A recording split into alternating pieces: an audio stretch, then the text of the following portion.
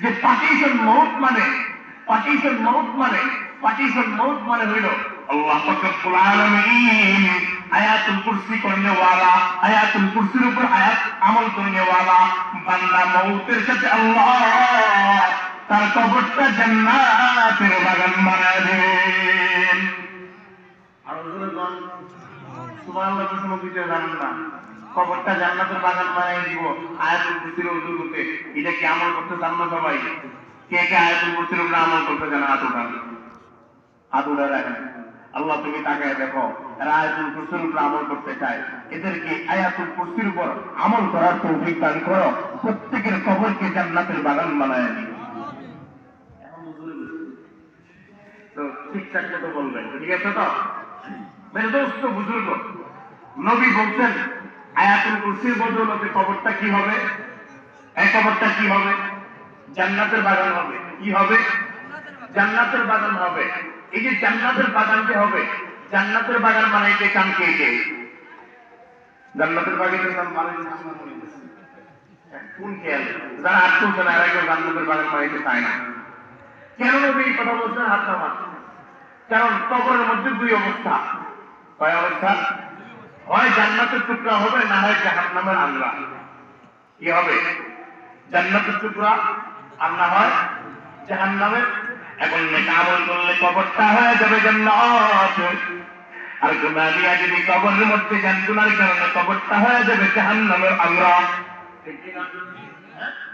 নবী বলেন আয়াতুল কুরসির মাধ্যমে আল্লাহ আপনার কবরটা জান্নাতের বাগান বানায় দিবেন। নবী যে বলছেন তাহলে বুঝা গেল কবরটা জান্নাতের বাগান যদি না বানাইতে পারি, তাহলে কবরটা হয়ে যাবে জাহান্নামের আংরা। কি হয়ে যাবে? কি হয়ে যাবে? জাহান্নামের আংরা হয়ে যাবে। নবী বলেন কবরওয়ালাকে কবর রাখার পরে সর্বপ্রথম যে চাপটি হবে, দুই পাশের মাটি তাকে চাপ দিতে চাইবে। কি চাইবে? কথা কয় নাকি?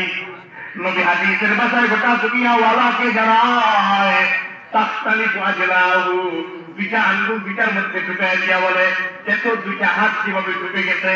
নবী গোটা দুনিয়াওয়ালাকে জানায় ও মানুষ, ও মানুষ, শোনো শোনো শোনো, কবর রাখার পরে দুই পাশের মাটি এমন জোরে চাপ দিবে, বুকের হাড্ডিগুলো ভাইয়া একটা একটা হাতের মধ্যে নবী যখন দেখায় হাড্ডিগুলো ভাইয়া একটা আরেকটার মধ্যে ঢুকে যাবে।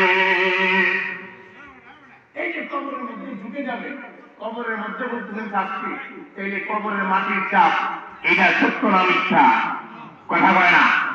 সত্য না মিথ্যা? আমার দিকে সত্য না মিথ্যা? সত্য। এবার আসেন কেমনে সত্য, এটার একটা ঘটনা শোনাই, বলবো। নবীর এক সাহাবী মুআয ইবনে জাবাল রাদিয়াল্লাহু তাআলা আনহু, কি নাম?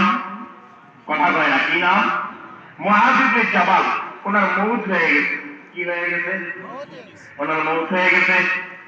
মুআয ইবনে জাবাল রাদিয়াল্লাহু তাআলা আনহু নবী সাহাবায়ে কেরামকে বলতেছে, তোমরা গোসল করাও, কাফন প্যাকেটিং করো, জানাজার নামাজ আমি নবীজি পড়াবো।